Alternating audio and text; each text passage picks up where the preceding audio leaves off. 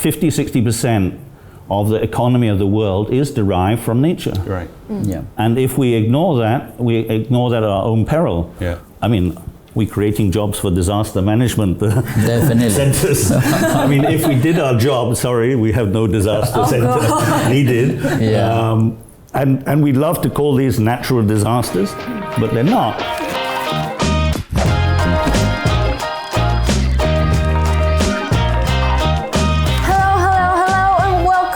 Big Brain Energy, a show that highlights the lives of Malaysians who have impacted the country through their work in different fields. In this mini-series, we'll be highlighting these three topics in particular: research and advancement in health, education, and climate crisis. Yep, and today we've got two special guests, Dr. Khamarrul Azahari Razak and Faizal Parish, to talk about what climate crisis means for Mother Earth and us humans. But before we get into it, a quick shout out to the Merdeka Award Trust, who are sponsoring this episode. That's right, the Merdeka Award Trust is a trust that has two main programs under its wings: the Merdeka Award as well as the Merdeka Award Grant for International Attachment.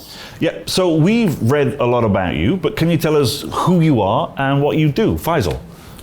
I'm environmental ecologist, environmental manager by practice, and I've been working nearly 40 years here in Malaysia to address environment, natural resource management issues. Okay, Dr. Khammarrul? Well, I'm a geoscientist. I've been working with University of Malaysia for about 20 years, and I'm looking forward to contribute to disaster risk reduction agenda. All right. All right. Okay, we'll start with you, Faizal. The list of accomplishment on the GAC website is immense. Could you tell us about why you started the GAC, and have you always had an interest in the environment? Firstly, I've always had an interest on environment since small. I was born in the UK, but migrated to Malaysia 40 years ago. Global Environment Centre was established about 25 years ago, so it's a Malaysian non-profit organization, but we're working in Malaysia and also throughout the ASEAN region to address key issues related to environment. We have key focus, and that is trying to build a partnership between the different stakeholders. Very often they're working in conflict or against each other or fighting or criticizing, and we try to bring together to create a partnership for the environment between different stakeholders to solve key problems like climate change, biodiversity, water resources, and so on. So, Dr. Khammarrul, why did you find interest in disaster risk management? It sounds like something people would go, why? Well, there are so many reasons. Let me start by sharing about my family. I'm born in Kuala Terengganu, one of the coastal cities that prone to flooding. And my father, he was from Kuala Kangsar in Perak. And there was the idea of having a flood mitigation and also flooding on the other side of the eastern part of Peninsular Malaysia. From the knowledge from the childhood, and when I grew up and I pursue a study in Holland for 5 years. I've been living about 5 years in Europe. Then I come back to Malaysia in 2012 and working with Japanese. Then I started to think of why not Malaysia having our own National Center for Disaster Risk Management. I think that was a dream about 7 years ago, and I'm looking forward to contribute for another 7 years to go to support the global agenda in 2030. So if you weren't in your fields that you currently are in, is there another thing that you'd like to pursue other than what you're in? I've got a one-track mind, I think. Yeah, So I've always been interested in this, even though my school career guidance advisor said, oh, there's no work to be, you can't get a job in this or whatever. Really? Yeah, tried to persuade me to be something different like banker or something like that. But I just ignored and just pursued. And I don't think I would ever have another choice to dealing something with the environment. Singularly driven. It was meant to be. Perfect. might be different than me, but I love teaching. I love learning something, getting a new knowledge from the field. Right. Perhaps I'm looking forward to be one of the humanitarian actors, perhaps working in the field, meeting with the people, and helping the victims, perhaps. So Faizal, we've heard you mention before that one of your favorite quotes is, "We do not inherit the earth from our ancestors, but we borrow it from our children." Can you elaborate on how that belief kind of relates to the work that you do with GEC? I mean, basically, we believe, at Global Environment Center, that humankind is meant to be we're meant to be the stewards of this planet, right? The good stewards. We're not meant to be the exploiters or users or destroyers. But unfortunately, over the last few hundred years, we have turned to be the exploiters and destroyers of this planet. And we really believe that we're put here on this earth for a purpose, and that we need to take care of the earth and to think of it as belonging to our children or our grandchildren, in which case we're not going to trash or destroy something for our grandchildren. That thinking needs to change. But unfortunately, and this is maybe strongest in Western culture, is this, it's just something to be exploited.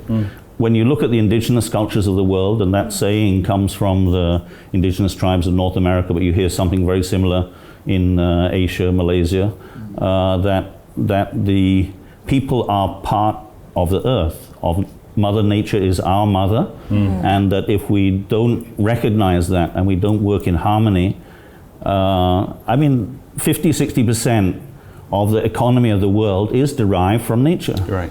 Yeah. And if we ignore that at our own peril. Yeah. Then, we're creating jobs for disaster management Definitely. centers. If we did our job, we have no disaster center needed. Yeah.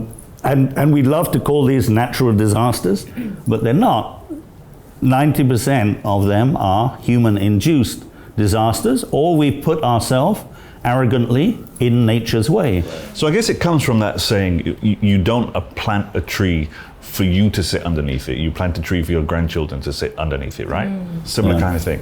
Yeah, definitely. And in some places we talk about planting trees as insurance policy. Right. That you need to think of those trees are something, you grow it up, and then future generations or when there's an issue, you've created a bank, you've created a store of wealth in that tree. And unfortunately, the past attitude or attitude of most people, the jungle, we need to clear the jungle if we're to develop. No, we rely on the jungle. Where does our water come from in Malaysia? 97% is coming from rivers. Where do rivers start? Rivers are starting in the forest. If we destroy the forest, we destroy the rivers. We destroy the rivers, where are we going to drink? If we don't have water to drink, or we don't have to run our industries, where are we going to survive? And climate change is making it 10 times worse. So for us common folk, we would probably think the most damaging thing that we do is things like buying into fast fashion, maybe plastic use, driving our cars. I'm just interested to know from you guys' perspective, what do you do that's the most unfriendly to the environment? One can say the population in general. Of course, the major contributors to climate change are related to energy use, transportation, land use, leading to the clearance or development of forest or draining of peatlands. Those are all the major contributors. But there's many other things which are done in our name, in the name of generating the things that we as consumers want to buy, which lead to pollution and degradation of the environment. And sometimes we think that we don't cause any of this, but if we're not buying those things, there's no market, then those problematic things don't happen. Of course, some products you can produce in a good way, a sustainable way, or responsible way, and you can produce the same product in a destructive way. And we need to differentiate between those two and give the incentive for the responsible way. But sometimes we have to do a total paradigm shift and look at a totally different way of thinking or the way forward. Dr. Khammarrul? Yeah. Well, I do agree definitely.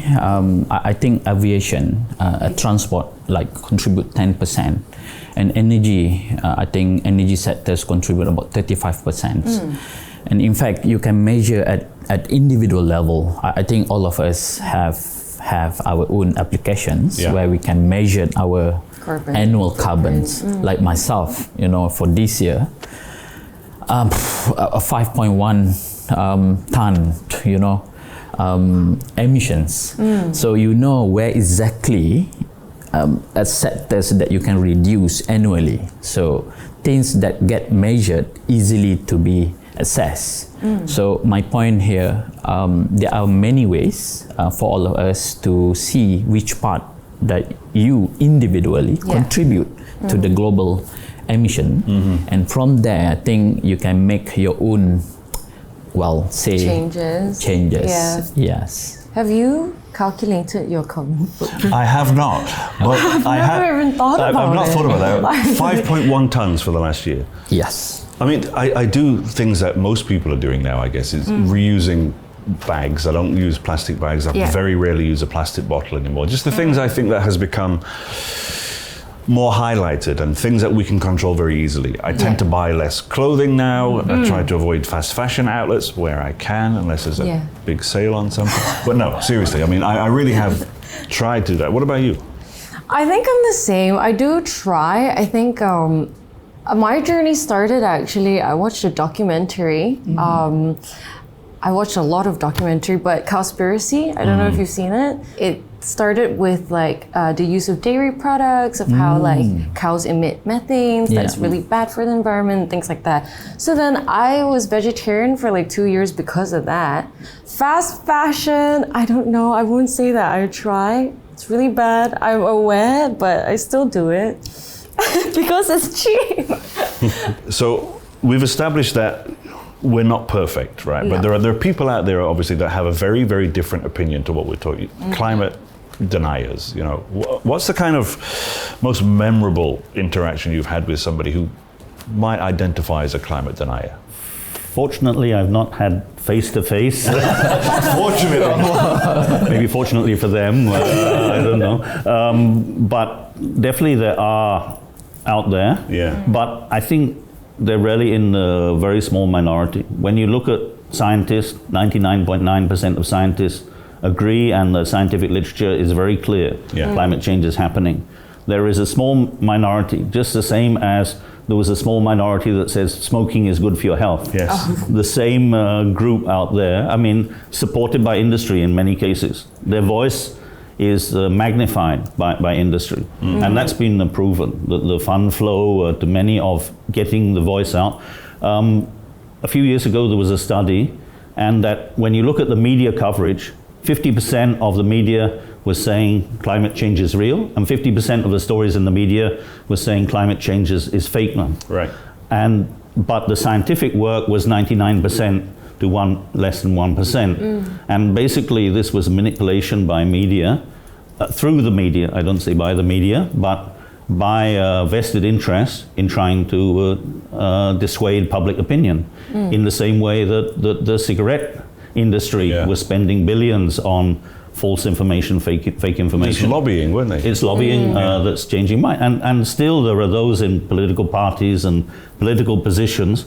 Unfortunately, in certain countries, it seems to be the right thing to say that climate change is fake news. It comes from China or something like that. It's totally and utterly wrong. And we are totally wrong as a human being to say something which is in the process of destroying our planet is fake news. And some people, unfortunately, in this planet believe it. Right. Because they believe this politician who talk whatever, and they take it in and believe it. Yeah. I mean, Dr. Khammarrul, you're on the ground, you're speaking to people a lot of the time. Do you face these people as well? And how do you explain things to them? Well, I don't have my personal experience facing this, but I am hoping, fortunately or unfortunately, meeting these groups of people who use fact and figure or evidence to change the perceptions. So we were so worried because many people are suffering from this impact of the climate change. Yeah. And last week I was in Rantau Panjang in Kelantan, and meeting these people actually tell you, you know, that you have to do a lot of work, you know, particularly dealing with this climate denier in the future. So if you woke up tomorrow with a piece of news that scared you half to death, what's the scariest environmental news you'd hate to wake up to? Water pollutions. Water pollution. Yeah. Yeah.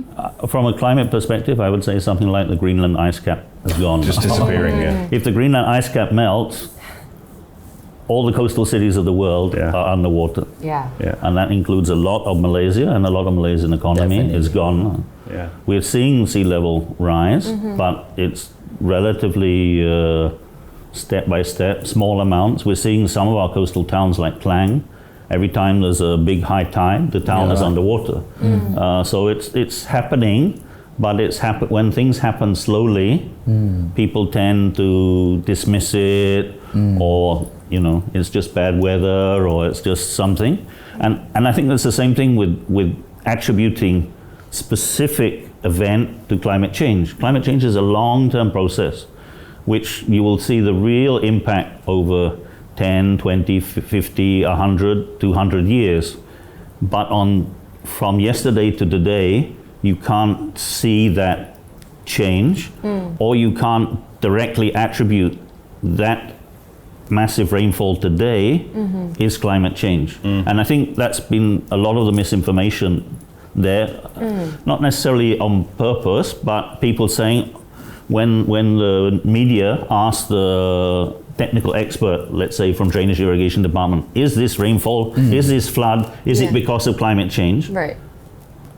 Can't say that. I mean, the expert cannot say that because climate change increases the likelihood or frequency of these events.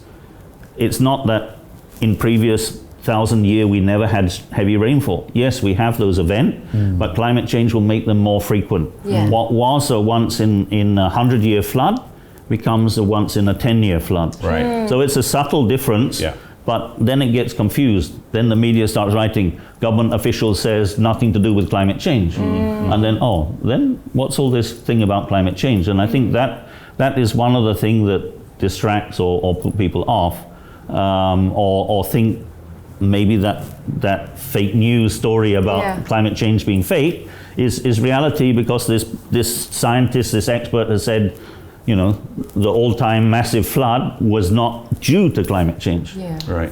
So with this conflicting messages from the media, we're just on social media all the time, doom scrolling, and we get all these like you said, a lot of conflicting messages.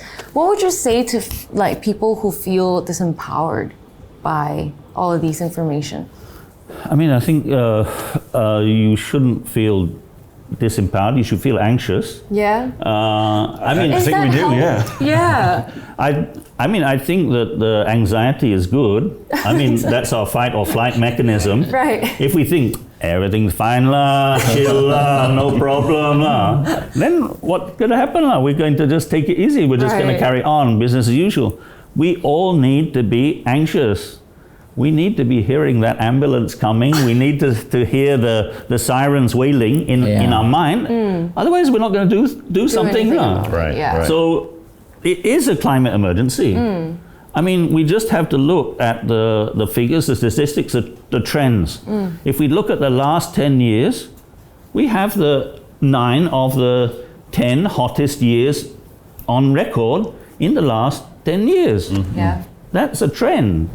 That's a serious trend. And you extend that, another 10, 20 years, the world's burning. And some people get confused. I mean, climate change, only 1 or 2 degrees. And particularly this is used by politicians or others in some countries. It's winter.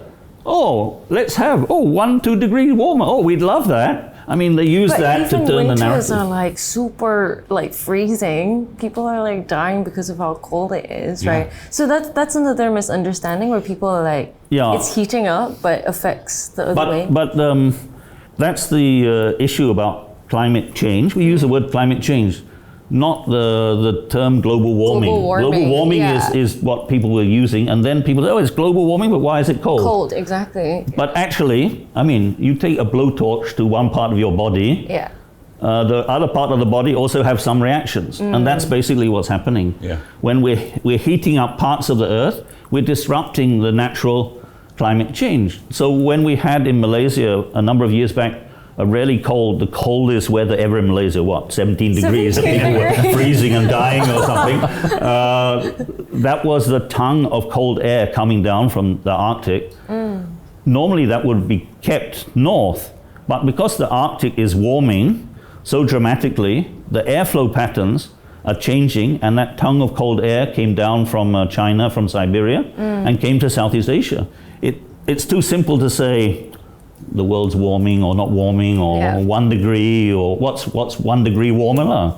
I just adjust thermostat, I mean 1 degree, the aircon or turn it whatever. down. So small changes can lead to big difference. And then in Southeast Asia, this change in the sea surface temperature is driving either drought or absolutely massive rainfall. Okay, Dr. Khammarrul, I want to come to you as well. Yeah, please. So earlier on you talked about water pollution, right? So I'm going to put you on the spot a little bit here. And if you are the environment minister for one term, what's the first thing you would do? And is it something to do with water pollution? We have many laws, we have many regulations, but we need strong enforcements. I've been living in Ampang Jaya for about 20 years, and something scary when there's no water. Right. And it's completely unacceptable given the fact that we have many waters, and simply in the city there's no water. Yeah, and it's happening more It's frequently as happening. well. Happened to me just a couple of days ago. Yeah. That's, talking about the policy, we have enough policies, but what we need is enforcements. And those enforcements must be helped by other sectors as well. It's not only mainly a responsibility of the governments, but also the private sectors, non-governmental agencies, or even academicians.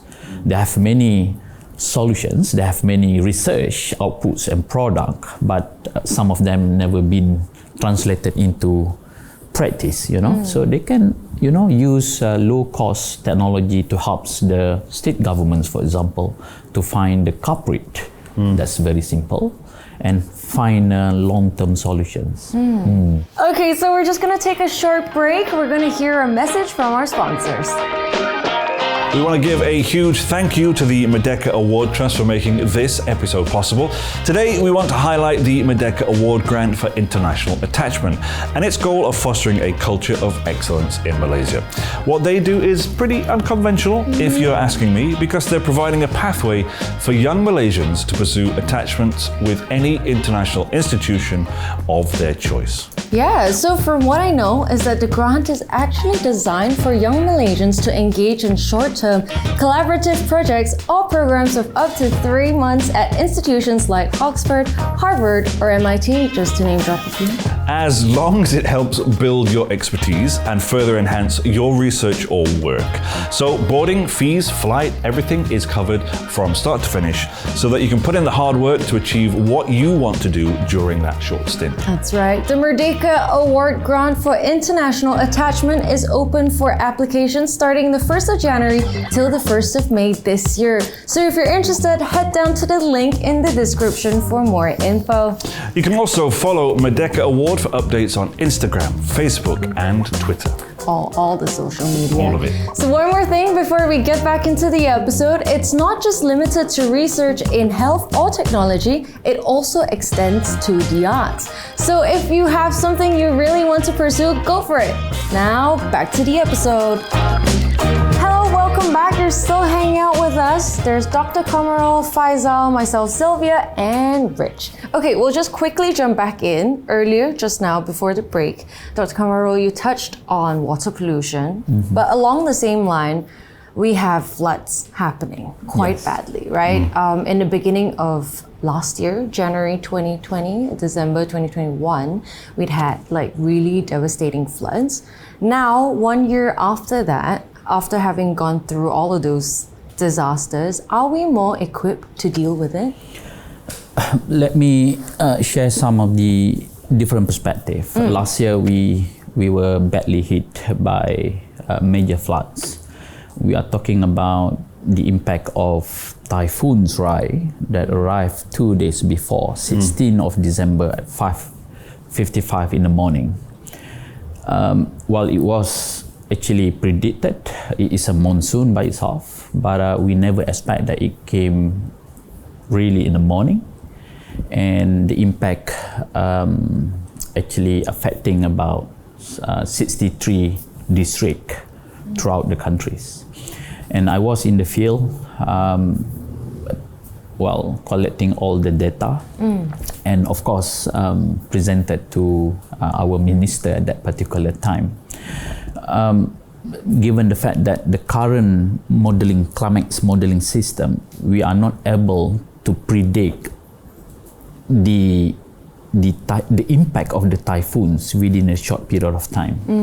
So when the typhoon's tails actually landed in the major part of the mountains that shared the boundary between Selangor, Pahang and Negeri Sembilan, there's a lot of sediments came in. It's not only water. Right.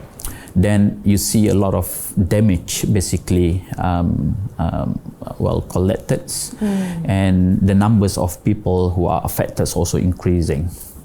I was part of the State Disaster Management Committee as an observer in the last 5 years. They have been prepared for that particular monsoons related flooding. But what we were facing last year was unusual event. It's very, very extreme weather event, and we have only 2 days to prepare. Say, for example, in Shah Alam and Kelang, we are talking about evacuating people, 36,000 people within 3 days. It's unbelievable. So, given the huge impact to our cities, and this year I was also in Terengganu and Kelantan. We have observed similar patterns of the impact of the monsoon. Well, technically speaking, last year we was reported about 6.1 billion economic losses from a single event. So this year, definitely, there are so many improvements. The governments at the federal, at the states and district level, they are communicating, they are exchanging the information and resources. They are better prepared, but of course the scale of the event completely different last year and this year. But hopefully, based on our 12 years data over the typhoons, one of the strong indicator of the climate change and global warming, this is something that we were worried. The numbers of rainfall reported in, for example, last year in February, in Kenyir Dam, it is in Terengganu, it was reported close to 700 millimeter per day. It was beyond than our imaginations. So the water storage, the dam itself couldn't really cope such amount of water that came within a short period of time.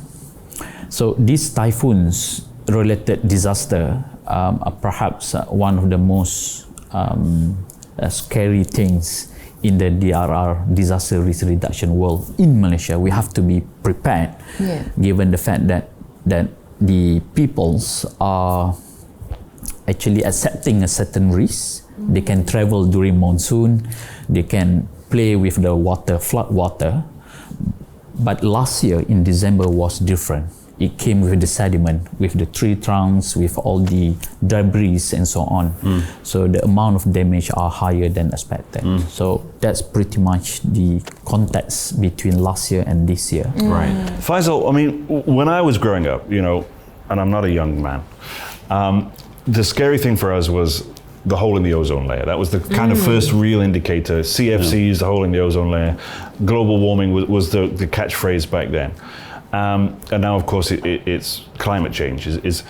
Do you think there was like a critical moment when people realized it's actually real, it's really happening, and we need to act, and we need to act now? And if there was, what do you think that moment might have been?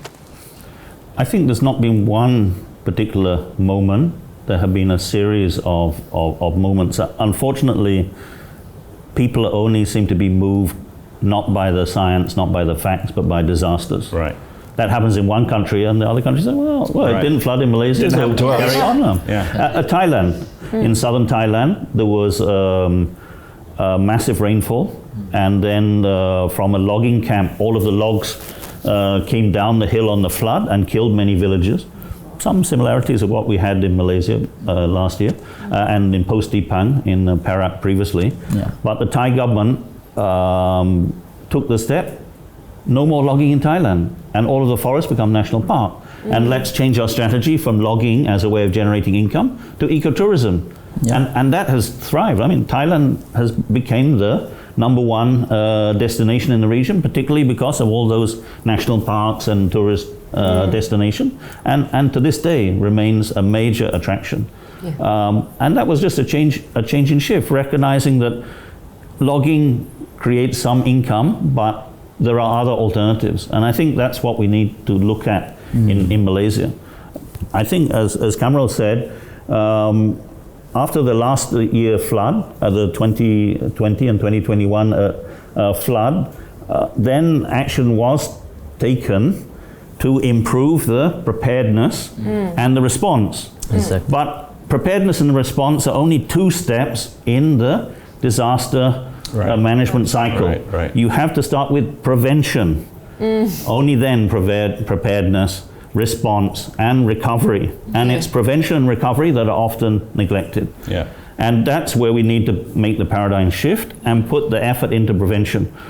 So that is why in Klang Valley we're continually facing the problem. And then that's exacerbated by sea level rise at the bottom end.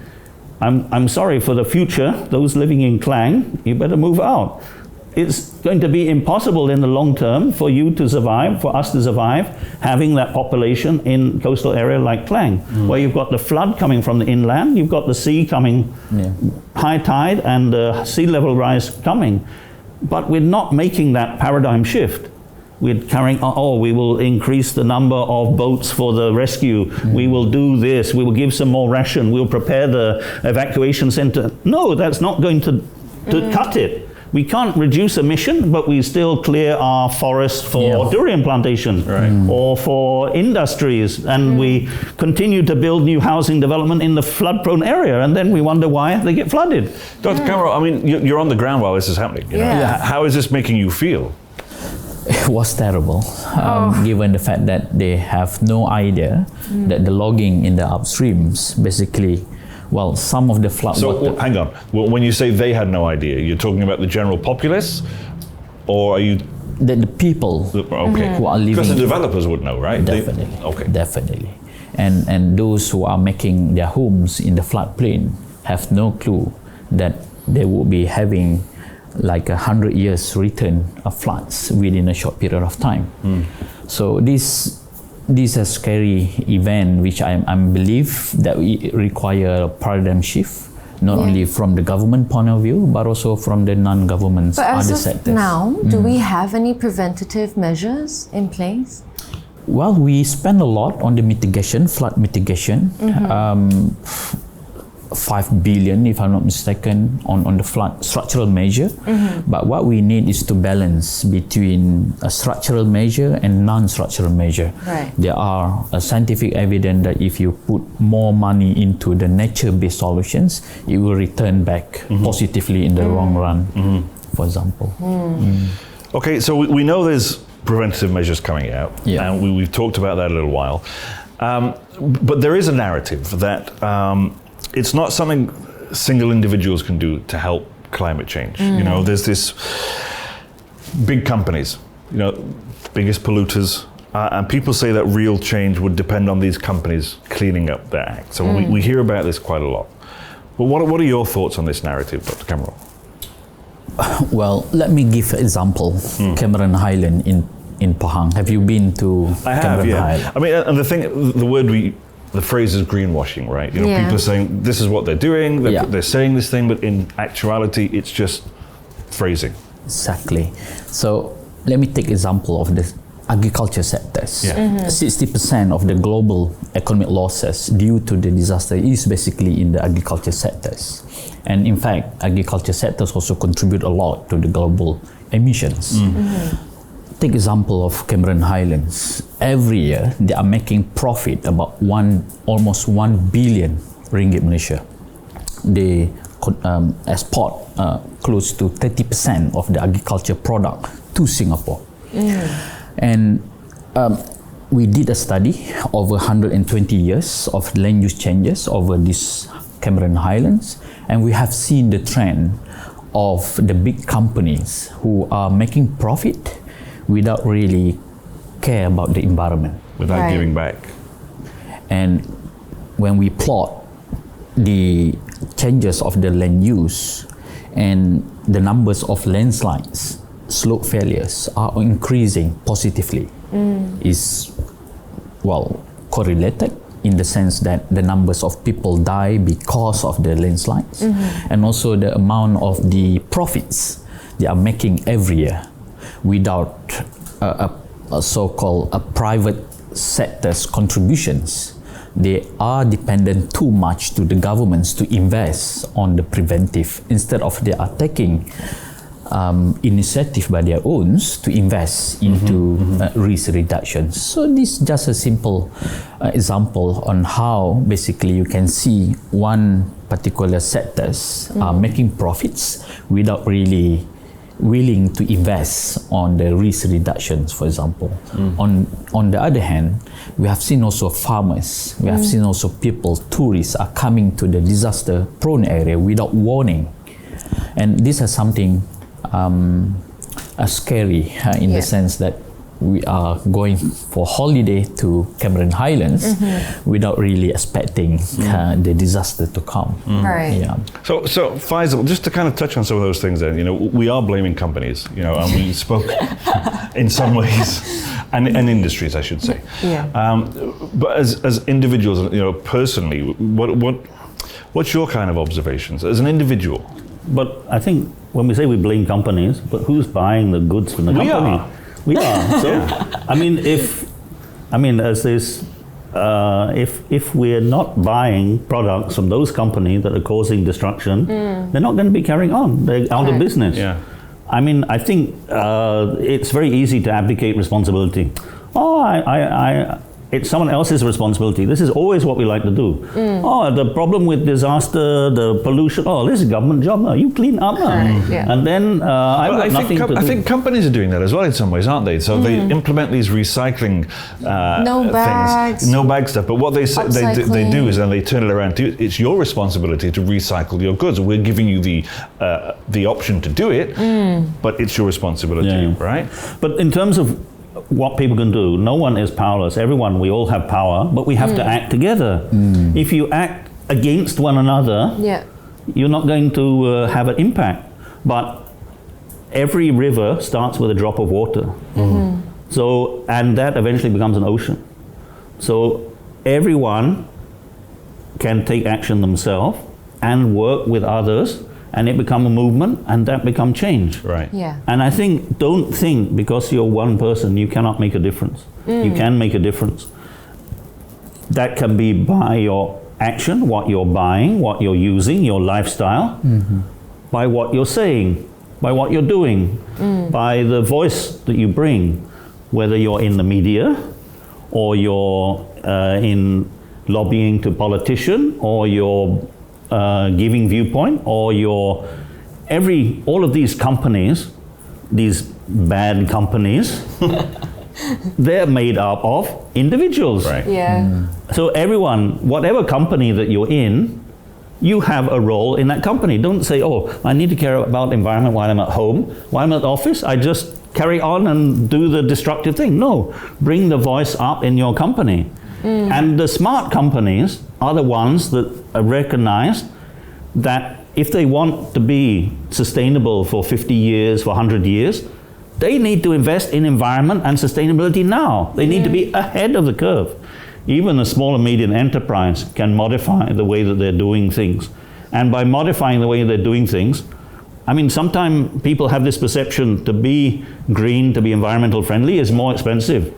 No, in many cases, you're saving money. If you cut your electricity bill, are you spending more money or less money? No, you're spending less money. Yeah. I mean, you're right. I mean, small and medium enterprises, they account for like 30% of the economy. So together, it's a big thing. It is. Yeah. So don't think only if you're in a big company you can make a difference. Everyone can make a difference, but it needs to be coordinated, it needs to be driven. And that's where, I mean, from our point of view, Global Environment Center, our sort of motto is building partnership for the environment. We cannot be saying the NGO criticizing the private sector blaming someone else, the government blaming someone else. If we're in the blame game, we're never going to solve things. So we have to look at this. We have to be in it together. We are in it together. We've only got one Earth, one planet, one Malaysia. Sorry, we can't have another one when we mess this one up. So we have to work together and try to find that solution together. And everyone's involved. So the companies, the government, the local government, the community, everyone have to be engaged. And then You've got to be that brave. you've got very strong and do it. I mean, maybe in other countries it's difficult to do to It's live going with back the to what flood. Dr. Khammarrul was saying about the enforcement, right? Yeah. Yeah, that's the weak point, is it? Okay, so Dr. Khamarrul, you've worked in natural disaster research in Japan. What was that like? Well, under this Merdeka Award grant, I spent about 3 months in Japan. I choose particularly Japan because of the countries. Yeah. Not because they have a lot of disasters. Definitely because of the Definitely because of disasters and the way they accept a certain risk. Right. You know, you have hundreds of earthquakes every month, and numbers of floodings and so on. But there are many secret recipes from this Japanese culture, the way they look risks and perceive certain risks. You know, in the disaster world, we often use these two things. First, if you can reduce a number of losses, human losses, and also economic losses. So these only two things that they embedded into the young generations. In whatever drills, preparedness programs, they take it seriously. You know, where's the evacuation routes, where's the evacuation centers, where to get the information. These are simple things from the disaster world. Then they blended into their daily culture, how to get a good information. You know, the young kids. Do you think this is something that Malaysia can learn from, can emulate? Definitely. Yeah. I've seen that, and we have some scientific evidence. We are talking about 17,000 head of the villages that we are going to train for the next couple of years. Interesting. And you have to strengthen at the local level. In the last 20 years of our disaster records are localized. Most of the disasters are localized. If you strengthen the local capacity, put more investment to the localizations, basically you can reduce the human losses and economic losses. Yeah. Faizal, let's just jump over to you then. So you've run a lot of community programs on the GEC. What's been the most rewarding thing about working with people on the ground? And how does the funding or the help from trusts like the Merdeka Award help with that? Yeah. So I think communities are fundamental to our work. We really try to, wherever we're working, work with the local community to try to build them up and empower and draw on their knowledge and expertise. We should never think that we from outside know more than the local community. They're the ones living in the area. They have the history. In terms of our indigenous communities like Orang Asli and so on, they know way much more than any expert. and they have a very good knowledge and strategies, but they're often marginalized and disadvantaged and excluded from decision making, and they're always blamed for problems. So when we get forest fire, when the peatland burning, oh, this must be the Orang Asli or whatever causing this problem. But we have really, by working with community, really proven otherwise, that the community, when recognized, when empowered, can really make fundamental difference. So for example, in Selangor, we're facing in the past very big problem with fires in the peatland area. Yeah. And fires were burning often in North Selangor for months at a time. Bomber is trying to fight the fire, the smoke clouds are covering and causing problems. And we've been able, by working with the local community in those fire-prone areas, together with the government and also private sector, we've been able to reduce in the last 5-6 years by 98% reduction in fires in the peatland. So it can be done, and that's the only way it can be done. And we have community members who in the dry season, every day, they're taking their motorbike and patrolling along the boundary of the forest. They're identifying, they're checking the water levels, they're checking for any intrusion or people coming in from outside. It would be impossible for the government agencies to do that. They don't have enough manpower or people. So these type of community activities are essential, but often very difficult to get the sustaining resources to support that. Often, sometimes funders are just give very targeted money for short-term project, or they want to fund some event or something. But community is a long-term process. And so the support that we've got through the Merdeka Award Trust has really made a difference because it's unrestricted. It's up to us how we use that. And so we're able to support long-term sustaining programs, even after other traditional projects have stopped. No, with community, you never can stop. You must continue. And you must, because you must, I mean, not that we're holding their hand all the way, but there is some support, advice, support, recognition, and making those links. That can be done with this flexible funds that we receive from Merdeka Award or other funding sources. So you have both had different experiences with the Merdeka Award. Dr. Khammarrul, you went to Japan and you learned how, you brought that knowledge back. You're helping influence the community. Interesting stuff. Yeah. Okay. Yeah. How has it helped you?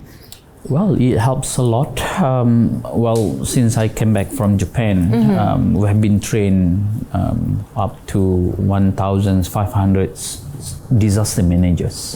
Those who are making decisions for us during the disaster, during the calamity. We have to increase their capacities. And these 1,500 people, the policy makers, disaster managers, have to be trained. And we have built this networking, that's number one. And number two, we have been also training many local community leaders, close to 20,000 in the last 5 years. So we have seen these changes locally. So I hope that we can train many more local champions in the future. Speaking of local champions, like from generation to generation, and we've seen climate activists, they've persevered to make sure that those people who are in power are being held accountable. And we've seen global figures rising as well, younger people. Greta Thunberg is just one example, And they're working on these big environmental issues and people are talking about them, they're in the news a lot. Are people taking them more seriously now? And how different is it compared to before? I mean, you would have people like David Attenborough, maybe, who was the quiet elder statesman of environmental issues, and now you have somebody who's on the opposite end of the spectrum. I mean, I see that, obviously. It can be quite polarizing. How do you feel about that? I think the new environment leaders emerging are recognizing the urgency of the action. Right. I mean, 50 years ago, maybe it was a different situation. Yeah. And I think that urgency is what is stimulating the newly emerging leaders, saying, we're not just going to talk about the beauties of the environment. We need action now. And that's what everyone needs to listen to, that new rallying cry. We have to start taking action now, not just sitting in front of our TV screen and say, oh, that's nice, National Geographic. Oh, I like the lions there. The oh, trees whatever. are nice. That's interesting. The word interesting is not going to solve problem. Yeah. We need to realize there's a problem. We're part of that problem. It's not someone else. We're not blaming. We are part of that problem. We're the human race. The We subtlety have to is no change. longer enough. So we have to be more direct, and I Yeah. think that's why Greta Thunberg or other emerging leaders all around the world are saying we've got to do more, and the politicians, the decision makers, have got to listen to that wave of opinion, because we need it. We cannot just leave it to the activist. Yeah. We need the private sector. We need the local government. We need the politician also to be in unison. But let's work towards a solution, a win-win solution, not just fight one another all the time and then nothing is done. Yeah. Do you want to close off, Richard? Just, if you've got one piece of advice, you know, very, very quickly, sorry. Just one, that you would tell people, you know, almost like a rallying call, but keep it short. What would you say to them? I'll start with Khammarrul. Well, we have to invest into the future. The future generations need helps. In the disaster world, we always refer to this philosophy. Learning from the past is the key to the future. So we learn a lot from the past, but I think we need a strong actions locally with our local resources, local capacities. I think we need a fundamental shift in the way that we're managing society and the planet, and everyone can play a part in that. Don't say it's someone else's responsibility. It's your responsibility. If you do not take action yourself, you are liable for the problem. Through inaction, you are contributing to the problem. So everyone can do something in your life. You can change your impact. You can look at your carbon footprint. You can modify that. You can be out there. You can create a group. You can lobby. You can spread the word. Don't just sit there listening to this or watching this and say, oh, that's another chat show or whatever, and now let's hear some music or whatever. Take some action. If you don't, you are going to regret it in the future. Right. So next time either of us feel like going to buy some newer clothes, I'll call you, you call me, and we talk each Okay, other out of Ken. it. And we'll have to count our carbon let's do that. footprint emissions. All right, that concludes this episode of Big Brain Energy. Do stay tuned though, we've got more episodes coming up for you soon. From all of us here, we're going to say goodbye. Bye-bye now. Bye. Bye-bye.